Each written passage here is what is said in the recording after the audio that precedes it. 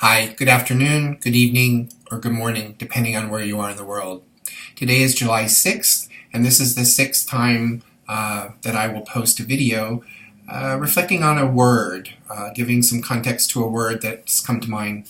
So the word that's come to mind today is branding. And the more I learn about branding as it relates to myself and my business, what I've learned is that branding has three components that are really critical. And so I'm going to share those with you. And again, these are my thoughts around branding as it relates to my business, and then also reflecting on my corporate career. So in order for branding to be effective, it has to be consistent. You have to consistently show up. You have to consistently send messages, and you have to consistently share content that's in alignment with what your brand is, what you stand for, what your values are, what your mission vision are. So it must be consistent. You don't want to deviate outside of your lane. Second is it has to do with image. How do you show up? So do you show up looking like this, or do you show up looking like that? For example, today's Saturday. I have on a casual shirt. That's part of my image that I do relax a little bit on the weekend. And so it's about portraying an image, and that image is holistic. It's not single, one way, always, only this way. And then integrity.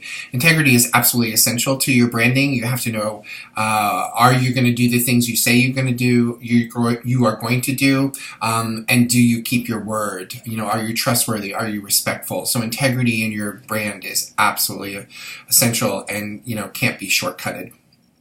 So what I know about branding is a part of the overall arch of marketing, and what I continue to learn more and more about marketing is that marketing is about creating a situation whereby you're either attracting and engaging people or you're repelling them. So the people that you're attracting and engaging are the people that you want to develop relationships with. You want to add value for them. You want to help solve their challenges, their issues, and you want to create a loyalty. So branding supports that group of people that are attracted to you. And in some cases, it may create some conversions whereby people that were repelled by you originally have decided, by watching your brand, be consistent and have integrity and be trustworthy, that they decide to follow you and become one of the people that are attracted to your market.